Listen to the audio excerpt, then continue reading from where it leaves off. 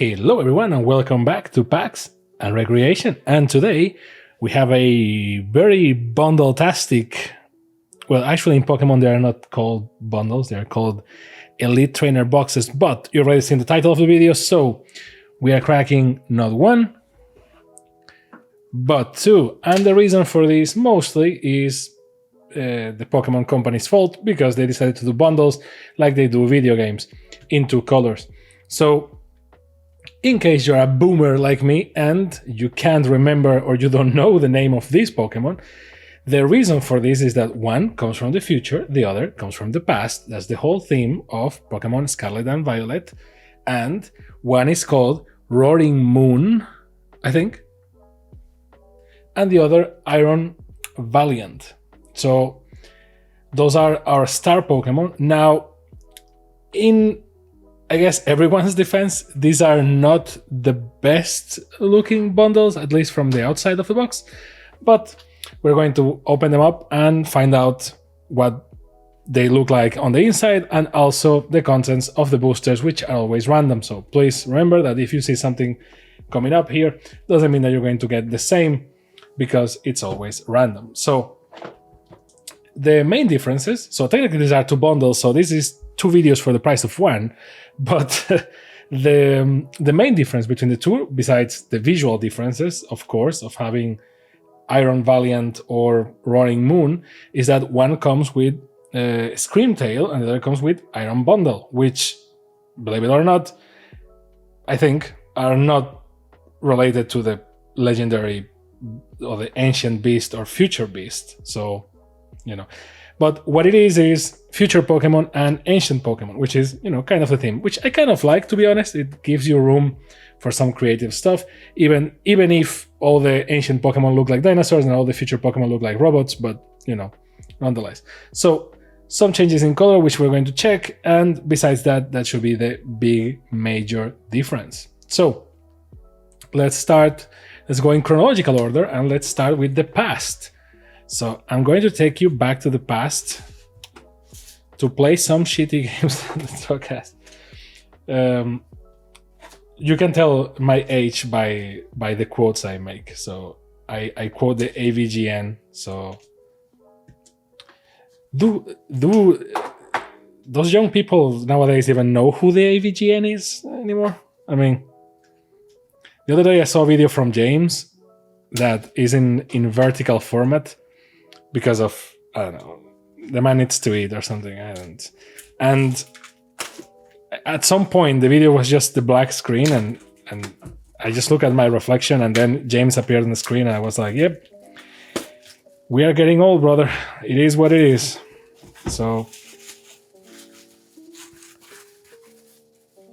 but hey, new heroes will run with the torch, which I guess for that is Scott the Woz. So let's see. Okay, nice pattern here. I hope that this pattern shows in more places. And now for what's inside is the usual inside the bundle kind of art that we've been getting for all the Scarlet and Violet bundles. And this is a not nerve-wracking at all thing if you are a cardboard collector. Now, a lot of people comment on the video saying things like, you know that this cardboard doesn't matter, right? Like you can just rip it. And to that I say yes, but who decides which cardboard is the good cardboard? Like, why is this not the fancy cardboard, just as the cards? I mean, I know the answer to that. Like, don't reply to that seriously.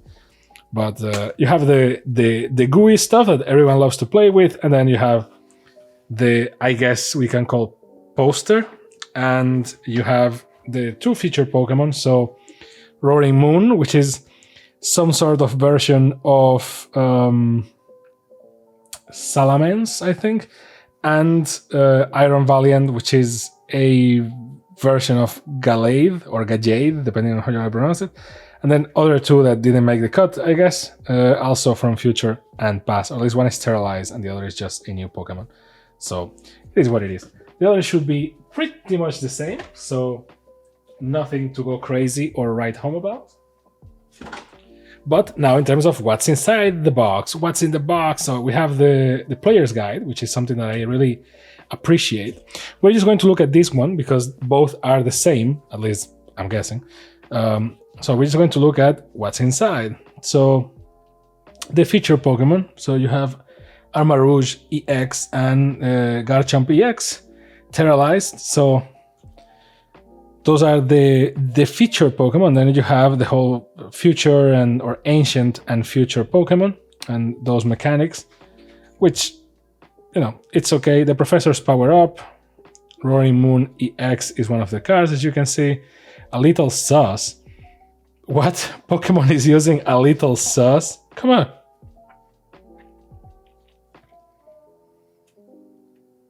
The power the distant future holds? What the hell? Now, I began the video saying like, oh, I am old, but this is making me feel old. What the hell is this? The power the distant future holds. Well, I guess it's that how they write in the future? I guess. Tachon and on and on. Someone is having too much fun with these booklets, I tell you. An explosive start, technical machines, household, ice cream, use cream. Oh my god. Pokemon number 1000. Well, this concerns me. If you were around where there were only 151 known Pokemon, you might have never anticipated a day when the number will grow past 500, let alone 1,000. The coin entity Pokemon Goldengo has surfed into that coveted position in the National Pokédex, and now it's making its Pokemon TCG debut as a Stage 1 Pokemon EX with some awesome moves. Its coin bonus lets you... Blah, blah, blah. It's interesting that that's the Pokemon 1000. You will... I guess I don't care. I will have aim for, like, I don't know, some legendary thing or something that looks more, I don't know, epic. And then all the cards to collect. Are there any chase ones that only I care besides there being like very meh cards just because I like the Pokemon? Let's see. So for fire, not that much. For water, well, there is Palkia, woo, and Garchomp, I guess. But if we get a Palkia, we can rest in peace. Now, Iron Bundle, which is I forgot the name of the Pokemon, Delibird. So, well, there's Mewtwo. Let's go. Electric Mewtwo because it's sterilized. So, whatever, right? Zekrom, nice. And overall, Iron Hands. Hoopa, Toxtricity. Well, I hope we get Toxicity so that we can sing. And not much. So Goldengo, let's see if we can pull Goldengo because it's Pokemon 1000. I guess that there is a Bombirdier. And let's see what are the chase cards, the crazy ones. Or maybe not, let's not focus too much. Let's see if we pull one, but Toadscrew, Magby, Iron Moth, Snorunt, Dottler, Crossel. Ooh, there is a bunch of them. Gimingo. God damn. So there's a lot of special looking cards. Oh, that's nice. Maybe too nice. The ones that I don't care about, I don't think anyone likes these ones too much. And I guess there is a gold Goldengo. There you go. That has to be like the chasey card or something. And then the gold cards that, you know, that need help. Boom, boom, boom. And watch Pokemon on the app. Let's go. So that's the booklet. The other booklet is pretty much the same. But let's see what's in the box. So very nice pattern in the box right there with the lights. Not bad, not bad. Some people use this for storage, so they better be nice looking. This piece of cardboard that is always a shame for me to throw away, but because it's nice, but this thing is doing nothing here. So there is that. And the package contents. So 1, 2, 3, 4, 5, 6, 7, 8, 9 boosters. And the die, which blue or gray, aquamarine, and a red die, the usual Born and Poison counters. the sleeves, not the best looking sleeves they ever made, but they normally reflect the box, and you could tell by the box. So there is that. The dividers are also kind of okay. I mean, this comes down to personal preference. Maybe you like the card. A bunch of basic energies in case you need them, and Screamtail, a promo card, not bad. Has Slap and Roaring Scream. It's like those 20 damage to one of your opponent Pokemon for each damage counter on this Pokemon. Okay, it's a psychic type. And a code that you can use to redeem this online on the Pokemon app. Okay, so the usual contents, the usual suspects. Now, for comparison's sake, I'm going to open right away the other one, and then we'll move into the boosters. Okay, so let me just. You may be thinking, and rightfully so, there's like 7 different ways that are better for opening the box, and you are choosing the most dangerous one, which you're not wrong.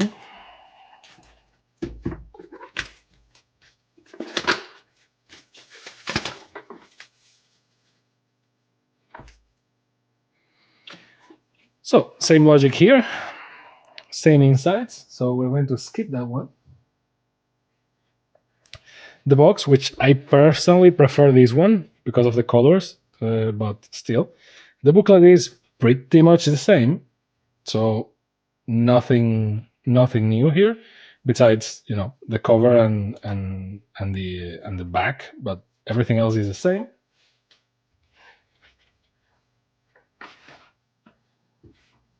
Now for the box, same logic, nice pattern, nice colors. I prefer these colors to the others, but hey, personal preference.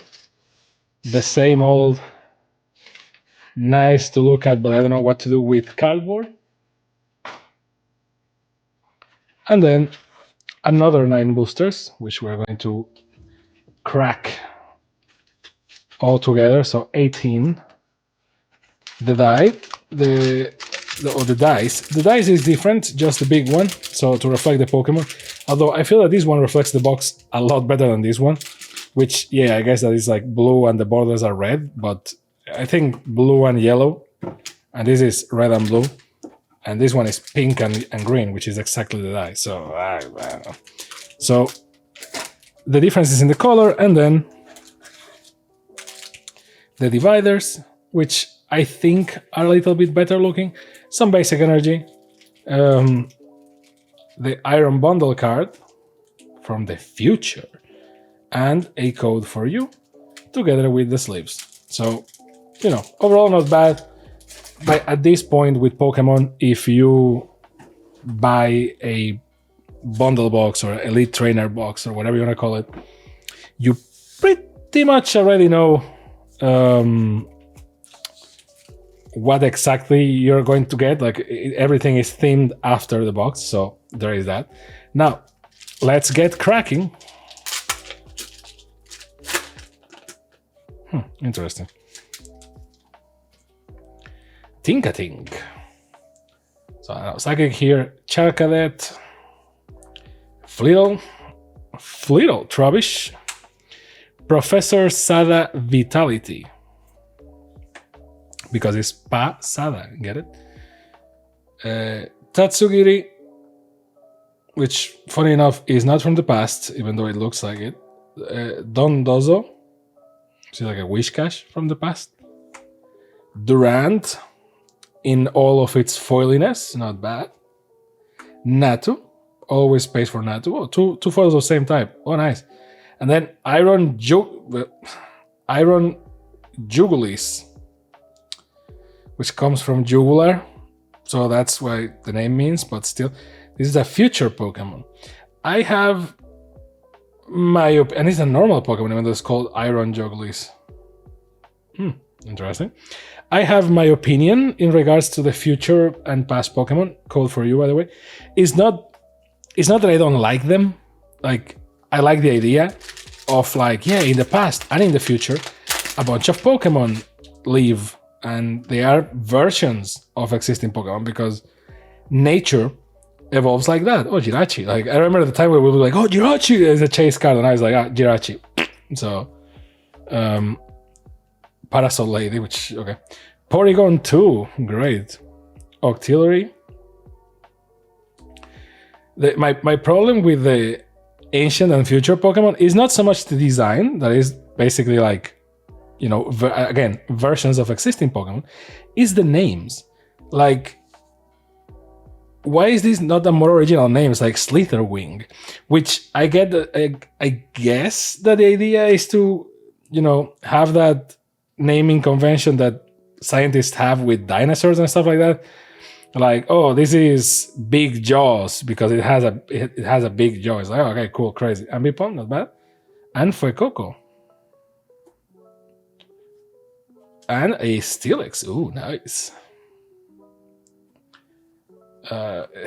Steel and normal are kind of stepping on top of each other, and it's making me very nervous.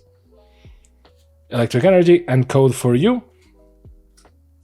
So, I don't know, I guess that my problem is that the names are not very cool, are just like descriptions. Like, oh, Gimmighoul. So this is Pokemon 999. Wiglet, Jirachi again, so there you go. Jirachi is not a special, and it's metal type for some reason. Is Jirachi metal? No, right? Now I'm doubting. That's the problem with the TCG. If you only play the games and then from time to time you come to the TCG, you get confused because it's like, wait, is this thing that type? It's like, nope, but they don't have all the typing, all the types in the Minecraft much, in the card game, so they adapt. And sometimes they, Palkia foil, let's go! And in other times, remember when that's kind of the beauty of like new generations and stuff like that. There is that you get a new set, right? And in this set, the chase cards are the Pokemon from the boosters, right? So this one, Garchomp, and then the Iron Valiant and Screaming Moon or something. And Larry, they do you dirty. And you know, those are the chase ones, so you are after those ones, and the Pokemon 1000 and all that, right? So that's the magic, not the gathering. But funny enough, for example, Palkia is here. It's like, whoa, what crazy Palkia, and I wanted to get it. We got it, so celebration time. But is meh because he is not the focus of the thing, which I don't know if I like or not. To be honest, like to a degree. I like that the legendary Pokemon. Oh, let's go! Golisopod EX. Look at that thing. What an amazing looking card. This is what you. A lot of times when I'm opening boosters and I'm like, you have to realize that what you are seeing and what I'm seeing is not the same. So like, I was looking at Oricorio and being like, oh, I need to make space for it, and I just like did this without looking at the card, and I was like, oh, let's go! So, what a nice looking card. God damn! Like already I can tell you it's my favorite blue one so far, or like water one. Ooh, Zekrom, let's go. Another proof of, you know, once a legendary, but not so much. Which, I don't know if I'm the only one with this philosophy. So the more you play Pokemon, and the more you see the Pokemon company's designation for Pokemon, they have legendary and they have mythical. And mythical normally are the ones that you can only get through an event or something like that. And legendary Pokemon are Pokemon of which you can only get one, or there is a specific situation for getting it.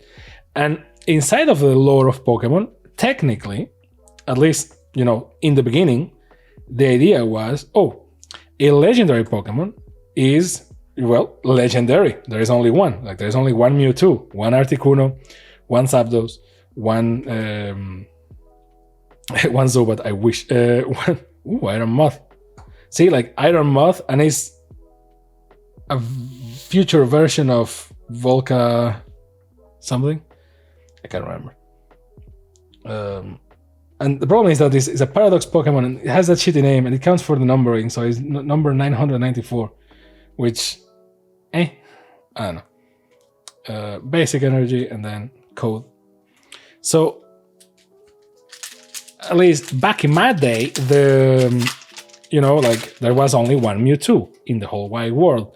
And why? Because it is an experiment. So if there's only one Mewtwo, there's only one Articuno, one Zapdos, one Mew, one one Eevee, apparently, because you can only get one, the same as one Bulbasaur, one Squirtle, and one Charizard. But it does break the logic of the game, right? If there is only one of each in your world, when you trade with a friend, what's happening? Like, are they giving you a Bulbasaur, a Squirtle, or a Charmander from another dimension? Because those things don't have a natural habitat.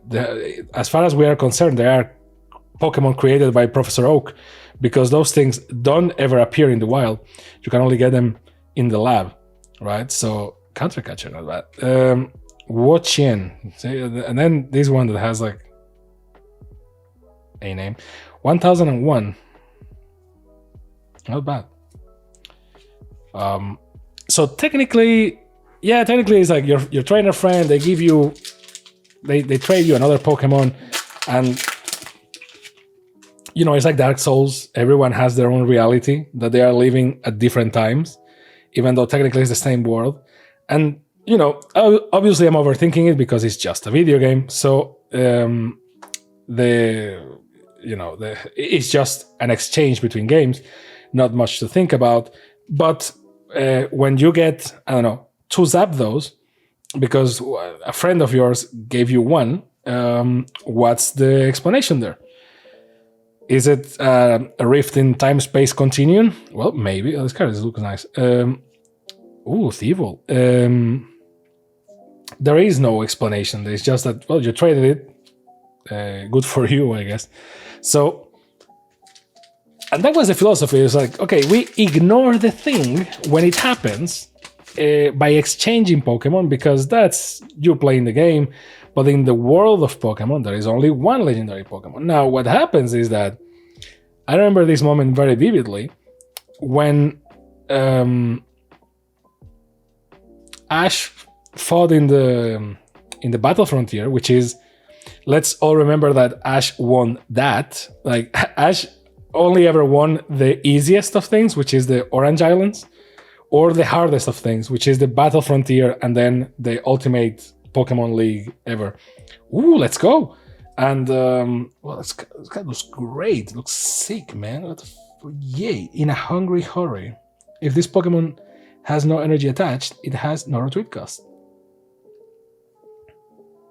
What a nice looking card. Energizer Wheel. Move 2 dark energy from this Pokemon to one of your bench Pokemon. Okay, not bad. Cool. Chi-Yu. Chi-Yu. So, I remember in the Battle Frontier, Ash just fights this guy that has an Articuno, if I recall correctly, and he calls his Charizard, and he's like, wait, an Articuno doesn't remember Ash for some reason, because the movies are not canon or something. And it gets established that it's like, no, there are more than one Articunos. It's just that they are very rare. Very, very rare. Like, super duper rare. And this Articuno is this guy's friend. And you get like, oh, okay. But then, let's remember that guy. What was the name of that guy? Tobias or something? Like, remember the end of season... Well, I don't remember the name of the season, but the 3rd generation, I think, when Ash got into the league, and he lost to a guy with a freaking what's the name of the Latios, and then after the entire team was wiped out, Chien Pao, apparently this is a generation with a strong Chinese influence, even though it's based in Spain and Portugal. There is the guy has a Latios, and then Ash beats it, and you're like, okay, well, that had to be the most difficult Pokemon. I mean, there is no way. And then the guy pulls a freaking Darkrai, and he's like, sorry, what? And it's like, yep. And the guy never appears again, and you will think that is a Darkrai, right? Like, that's a legendary Pokemon. There is only one of those. Darkrai appears in a movie. That guy has to do something with the movie. It's like, nope. No. So, technically, besides, I guess, mythical Pokemon, we can assume that there are multiple of them. And when it comes to the card game, kind of that happens as well. Like they get degraded to just another card in the set, and you can just pull them easily. It's not like when they appear for the first time and you're like, oh my god, that's crazy.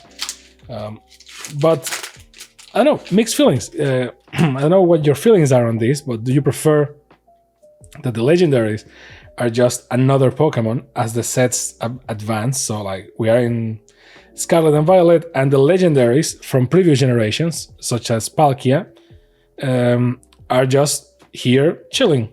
So do you prefer that over the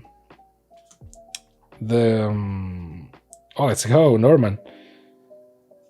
Over the logic of Norman on top of Norman. That's some crazy. Okay, basic water energy and then another code. Or do you prefer that all the legendary Pokemon are difficult to get, period? Because, for example, in here we have 2 non-legendary Pokemon that are difficult to get. In this case, Garchomp and the other one that I can't remember the name for the life of me. So those are not legendary Pokemon, but they are getting a special treatment in this set because they are powerful and they like the designs. They wanted to make the Pokemon more attractive. Blah, blah, blah, blah, blah, blah. So do you prefer that, or you prefer that it's more lore consistent and it's, you know, like, oh, you can't legendary Pokemon only appear like once in X time. They're very difficult to pull. And they are, you know, basically the mythics, the chase cards of the set. A part of me prefers that they are lore consistent because what are we without lore? I mean, but then the more democratic side of me prefers that they are just easier to pull because, you know, maybe you want a Palkia and you couldn't get it back in the set. And you don't want to buy, I don't know how many boosters and then, or go to the secondary market and, you know, bleed to death. Ooh, Frostless.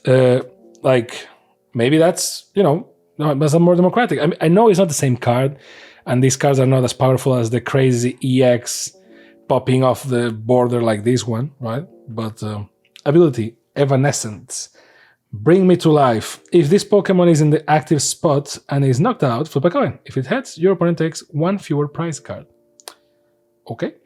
And for 2 water energies, even though it's a grass Pokemon, you do Frost Bullet for 140. This attack also does 20 damage to one of your opponent's benched Pokemon. Okay, not bad. Not bad at all. Metal Energy and code for you. With this one, we have 5 left to go.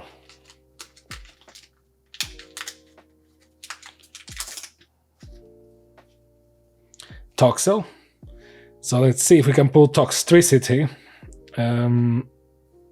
See, I already messed up with the steel ones and the normal ones. Spinda, Elekid. Remember when baby Pokemon were a thing and we were like, yo, it's crazy. I often feel that we are less tolerant as time moves forward. Like when baby Pokemon were introduced, everyone was like, wow, that's crazy. Also because most of the Pokemon players were kids back in the day. So like, you know, not that many. Ooh, Yveltal or Yveltal or Yveltal, Yveltal, I don't know. Talking about legendary Pokemon outside of their set. Nice. See, this is one of those, it's like the Pokemon is cool, but it's not going to like carry you or anything, but it's cool. Plus, the card kind of cuts it to a degree because, you know, it's a normal looking card. It's not like he's not like popping off the borders or anything. I remember when baby Pokemon were introduced and everyone was like, oh my god, that's such a crazy concept, I love it, etc. Now every time we get a new type of Pokemon introduced, people just go very grumpy and just like, oh, this is not a proper type of Pokemon, what is this? I remember with the Mega Evolutions, I was on the fence with Mega Evolutions because I like the idea of Mega Evolutions as, you know, these like last resort kind of thing. Ooh, nice card. Mienfu, nice visually, not because it's like ultra powerful. Friedel and Milotic. Ooh, nice. In the anime art, for what I can tell. Nice. Look at that. So I remember when that was the example. Mega evolutions, I like them because they feel like this last resort kind of thing, right? Like, oh no, this is my top Pokemon. We're going overdrive, right? And then you just use it to like compensate, and it's like an extra overdrive thing that you have, yada yada yada, right? Like, I like the idea, but a lot of people were like, well, that's a Digimon, and it's like, they have a point. Then again, Pokemon is being around for so long that it just becomes like we had baby Pokemon, and therefore, which not to be confused with eggs and the possibility of having babies in Pokemon, but now we have the Chinese creature things. I don't know the official name of this. You have the Ultra Beast, which that's a Pokemon. You have Pokemon from the past, Pokemon from the future that also have weird names. You have Mega Evolutions. You have regional versions of Pokemon. You have the Gigantamax and the Dynamax versions of Pokemon. I like that every region has their own thing. It feels kind of weird. I know it's because, again, it's a game, we're overthinking, yada yada. But it feels kind of weird that every region has their own thing, which I support. But they repeat some Pokemon because the whole idea was, Galvantula. The whole idea was that, let's go! That's how you do it. I was just like, can we pull Pokemon number 1000? And there you have it. Pokemon number 1000. Not the best looking one, I have to say, but Goldengo, or Huldengo, I don't know how you even pronounce this thing, is a metal type Pokemon that is, which actually doesn't have a Pokédex quote. Nope, it doesn't, because it's an EX one. So, but coin bonus, once during your turn, you may draw a card. If this Pokemon is in the active spot, draw one more card. Well, that's freaking crazy. And then for one metal energy attached to it, you can make it rain. 50x. Discard any number of basic energy cards from your hand. This attack does 50 damage for each of those cards discarded this way. Not bad, actually freaking crazy. So water energy, a code. And now for the last one, I don't think we can do a better pull, to be honest, but let's see.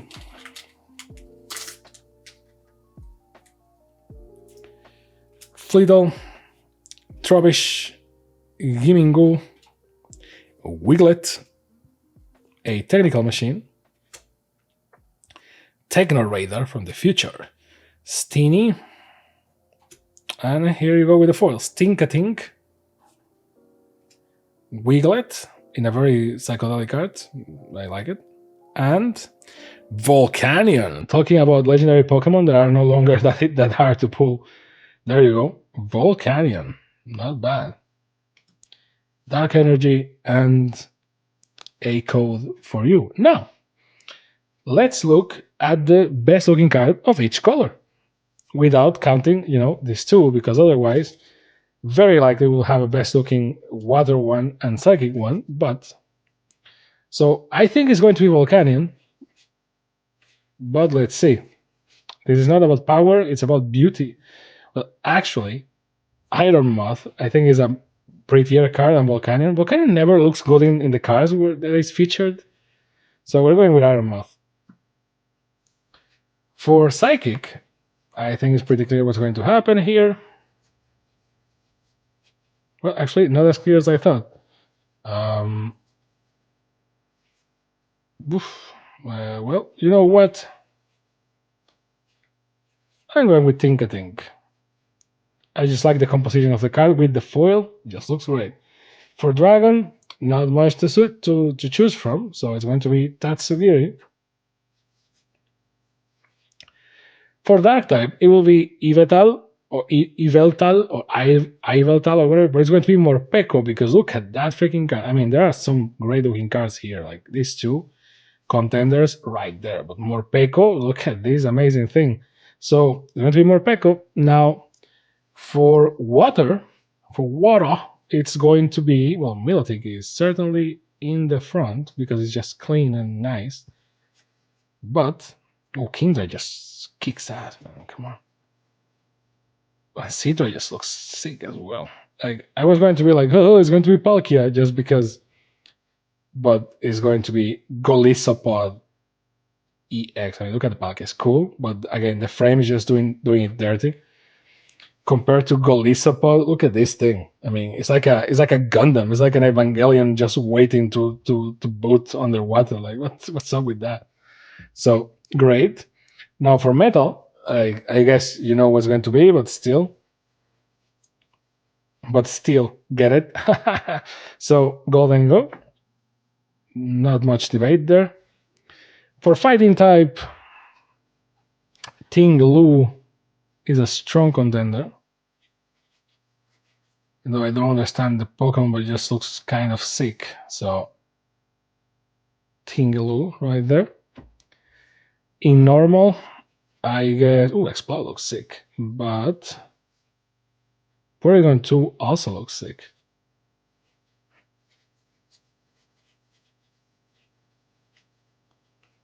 Yep, it's going to be Iron Jugulis, even though it's certainly doesn't look like a normal monster, but there you go. Now for electricity,